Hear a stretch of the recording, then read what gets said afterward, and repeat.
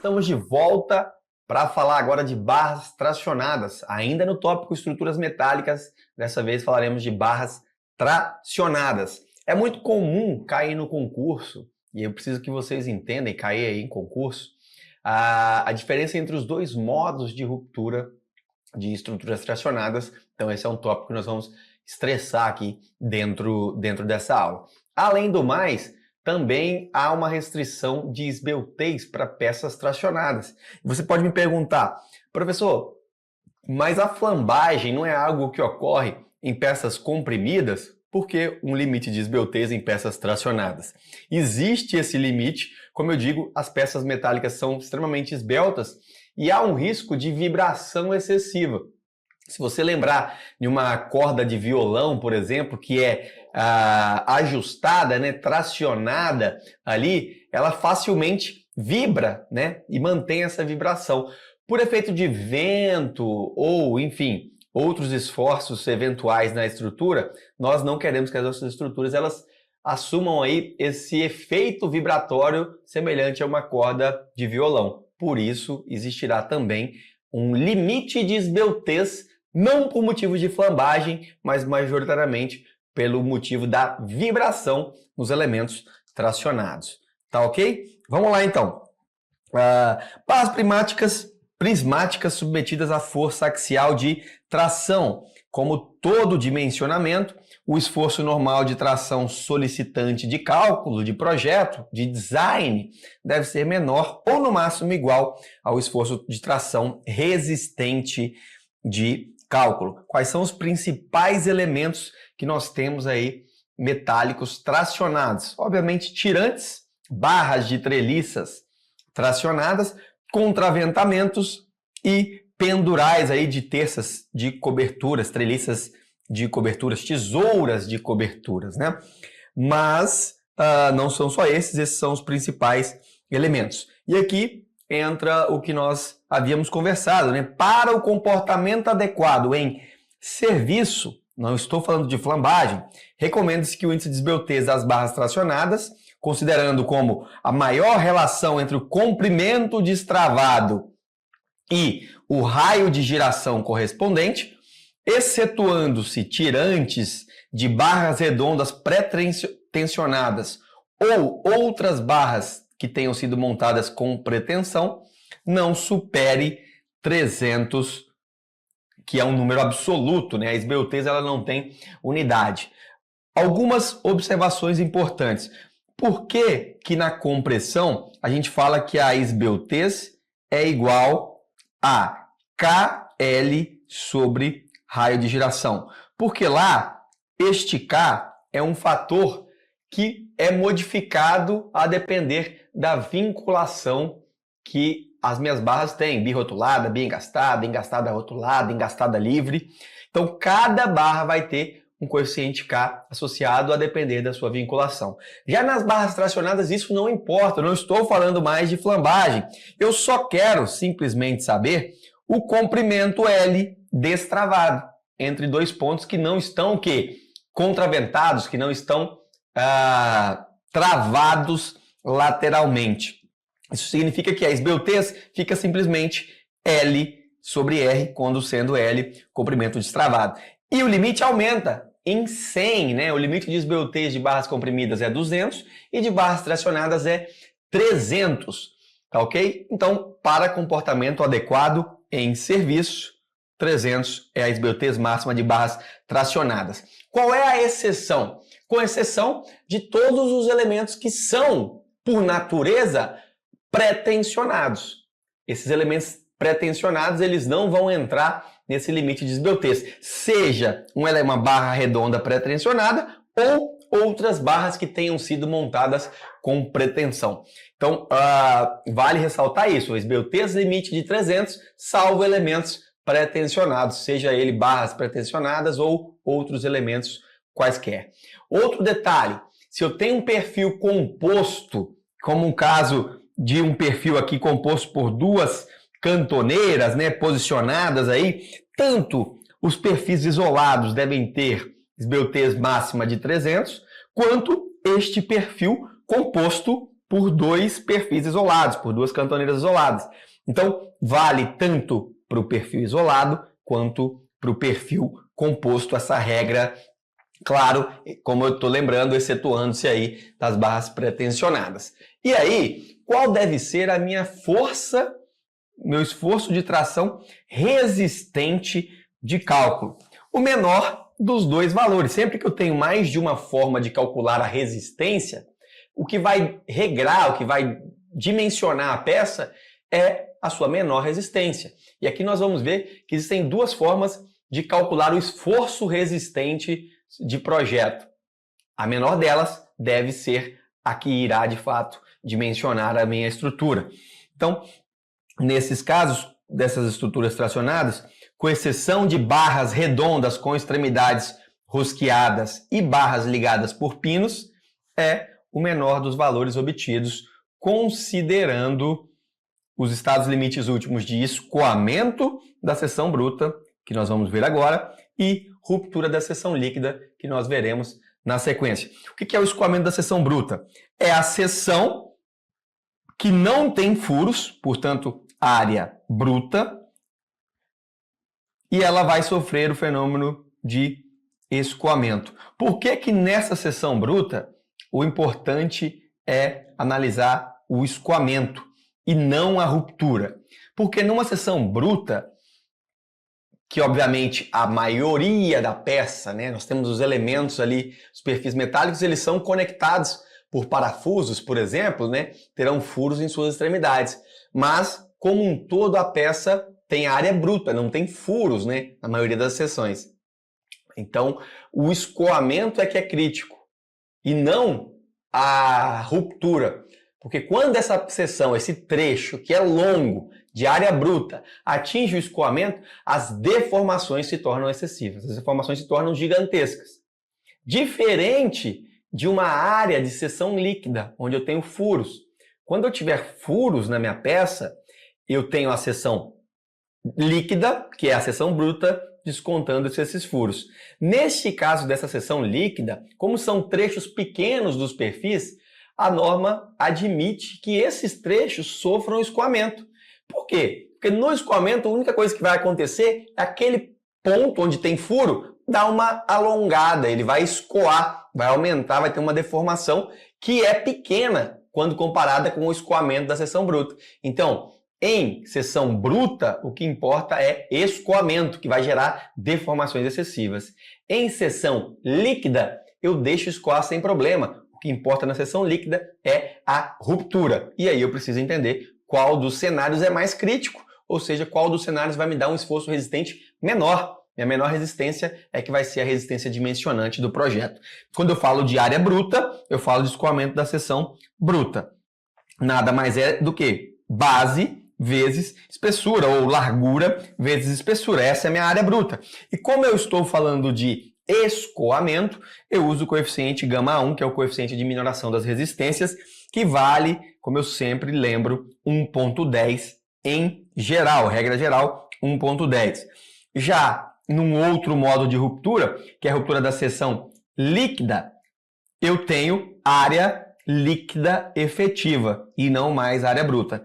Quando eu falo de área bruta, eu falo de escoamento. Quando eu falo de área líquida, eu falo de ruptura. Se eu falo de ruptura, além de usar a área líquida, eu uso a resistência última à ruptura. E eu uso o γA2. Ou seja, aqui é ruptura, meu amigo, é mais crítico. Então eu preciso usar um coeficiente de minoração da resistência para me dar maior segurança de 1,35. Esse valor, então, é maior, não mais 1,10 lá no escoamento, e sim 1,35. Lembrando os requisitos da norma de 2024, que o escoamento dos perfis que são utilizados em estruturas metálicas deve ser, no máximo, de 450 MPa, eles devem escoar até no máximo 400 MPa, e entre o esforço último de ruptura e o escoamento, eu devo ter aí uma folga de pelo menos 15%, né? Essa relação FU-FY maior ou igual a 1,15. Esse valor que é diferente, antes era 1,18 na norma de 2008, pode ser que seja aí explorado pelas bancas. E quando eu digo seção líquida, mais uma vez, é a seção bruta descontado estes furos. E nesses furos, como são espaços pequenos, pode escoar sem problema, porque o problema aqui é ruptura. É ruptura. Lembrando das combinações, o gama A1, 1.10, vale para o escoamento, para flambagem e instabilidades. Quando eu falo de ruptura, gama A2, 1.35, que é o mais usual, combinações normais. As questões, a não ser que a banca dê um coeficiente de minoração diferente, adote esses que eu acabo de dizer, 1.10 e 1.35. Agora, uma atenção especial, que eu falo de área líquida efetiva. Ora, eu sei que se eu tiver furos alinhados, basta eu pegar a espessura, T, e multiplicar pela base menos o somatório do diâmetro desses furos. Interessante. Agora, se eu pego uma furação enviesada, o que é uma furação enviesada? É uma furação que tem, por exemplo, furos não alinhados. Então, eu posso ter num cenário onde o ponto de corte, o plano de corte 1, seja um plano crítico, ou posso ter um cenário onde o plano de corte 2 seja um plano crítico. Por quê? Porque no 2 eu tenho 3 furos e no 1 eu tenho um furo alinhado. Então existe essa furação enviesada, que é em diagonal ou zigue-zague, onde eu pego a espessura e multiplico pela largura menos o somatório dos furos que estão passando pelo trecho cortante. Só que aqui agora, meu amigo, cada diagonal dessa, essa diagonal e essa diagonal aqui, vão contribuir com esforço a mais. Então, a cada diagonal, eu contribuo, eu aumento essa parcela S ao quadrado sobre 4G. Nós veremos na sequência agora o que o S significa e o que o G significa. E aí a área efetiva nada mais é do que o CT vezes a área líquida. Por que esse CT? Ele basicamente tem a ver com a forma de transmissão dos esforços, tá? Se é por solda, se é por parafuso, se é por uma combinação de solda e parafuso, se tem excentricidade ou não na ligação, tudo isso ajusta essa área líquida para transformar numa área líquida efetiva. Se os problemas não derem, simplesmente considere que a área efetiva é sim a área líquida, ou seja, o coeficiente aí de redução da área líquida igual a 1. Meu CT igual a 1 é o mais comum, porque as questões de banca não vão te dar aí valores de CT. Perfeito? Então, agora entendendo um pouco mais sobre a área líquida. A área bruta, a gente já sabe, espessura vezes largura, tá tudo certo. Agora, a área bruta, veja o seguinte, a área líquida, eu preciso descontar os furos.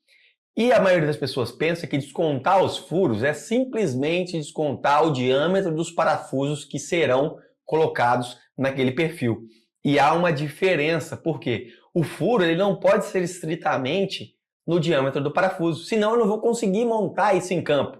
Eu preciso ter folgas de montagem e na própria furação eu tenho, a depender do tipo de furação, um esgarçamento do furo. Significa que se eu quero furar desse diâmetro, dependendo do tipo, se for puncionamento, se o furo for feito por puncionamento, há sempre um estrago, né, maior do que o próprio diâmetro do furo, sobre punção. Se o furo é sobre punção, a gente tem um esgarçamento de mais ou menos 2 milímetros do furo. E normalmente, para montagem, nós precisamos de pelo menos 1,5 milímetros de folga. Isso significa que em campo, lá principalmente, na hora de montar, se eu não tiver folga, eu não consigo montar uma sequência de parafusos. Isso aí é essencial. Obviamente que cada diâmetro tem uma tabela da norma que fala como deve ser o furo e fala como deve ser a folga deste furo. Isso são fatores que a norma traz em tabela, mas que as bancas não refletem isso em exercícios.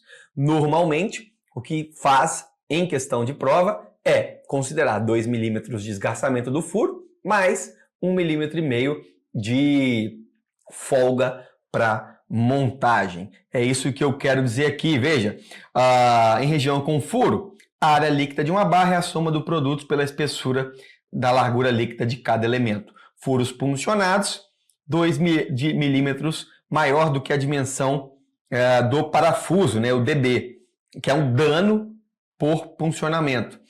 Se for um furo broqueado, não exige essa consideração. Se for feito com brocas, né? Para furos diagonais ou em zigue-zague, soma-se cada linha ligando dois furos a quantidade de S ao quadrado sobre 2G. Então, dB é o diâmetro do parafuso e eu normalmente considero 3,5 milímetros para encontrar o diâmetro do meu furo. 2 milímetros dano de puncionamento, 1,5 milímetro folga para a montagem. E a questão do zigue-zague ou da furação enviesada? Está aqui um exemplo. Veja, eu tenho o corte 1,1, onde a ruptura se dá nessa linha 1,1. Qual é a área líquida? Base menos 2 vezes o diâmetro desses furos, vezes a espessura. Até aí tudo bem, sem novidades. Essa é a minha área líquida. Se eu quiser achar a área líquida efetiva, basta multiplicar pelo meu CT, que eu já vi. CT é igual a 1, se não houver nenhum dado da questão. E a furação enviesada? Ora, na furação enviesada, eu tenho 3 furos sendo cortados. Então, a espessura vai ser multiplicada pela base menos 3 furos. Só que cada diagonal me dá uma resistência adicional, porque eu tenho um caminho um pouco mais longo. Significa que, nesse caso, como eu tenho 2 diagonais, 2 vezes S ao quadrado e S. Veja, é o espaçamento longitudinal entre os furos, está aqui o meu S, e G, o espaçamento transversal entre 2 filas de furos. S ao quadrado sobre 4G. Qual é o valor que vai ser adotado? Aquele que tiver a situação mais crítica, ou seja, aquele que resultar na menor área líquida. Quem tiver a hipótese 1 ou a hipótese 2 me der a menor área líquida, vai ser o valor que será adotado para cálculo do esforço resistente. Neste caso, ruptura da seção líquida. Não interessa o escoamento quando eu estou falando de seção líquida, porque, como eu disse, o escoamento ele só vai ser pontual e vai dar uma pequena deformação quando é na área de furação. Quando é no corpo do perfil, ele sim gera alongamentos excessivos. Por isso nós temos 2 tipos de falha, escoamento da área bruta e escoamento da seção bruta e ruptura da seção líquida. Não se esqueça, aqui as bancas erram, tá? Se você for procurar a questão, muitas e muitas vezes você vai encontrar nessa furação enviesada a banca considerando o cálculo errado, mas é uma coisa que você precisa pelo menos saber que existe, pelo menos entender que de repente isso vem de forma teórica na sua prova. Ah, mas você disse que essa expressão não se aplica a parafusos e barras rosqueadas. Se o meu perfil for um parafuso ou barra rosqueada, o que acontece quando eu tenho parafusos e barra rosqueada? A ruptura é diferente, porque eu utilizo o esforço resistente último do parafuso, B de Bolt, parafuso. O gama A2 continua sendo 1,35, porque eu estou falando de ruptura, mas a área líquida agora é a área líquida do parafuso, que é o quê? 0,75 vezes a área bruta do parafuso. O que ele quer dizer com isso? Eu tenho o meu parafuso, né, ou barra rosqueada, e o que ele quer dizer? Que nessa seção do parafuso, nós temos aí o fio, né, de rosca que consome parte da seção transversal. Então ele pega a área que nós normalmente calculamos como πd ao quadrado sobre 4, ou 0,25 πd ao quadrado, a área da matemática básica, né, da geometria básica, só que eu multiplico por 0,75. Então, quando é barra rosqueada, considere que a área de ruptura da seção é de 75% do diâmetro do parafuso para considerar aí a área da rosca, né? Que tem, claro, parte da seção, parte do diâmetro consumido, desgastado. Beleza? É bem simples, bora aplicar isso em algumas questões.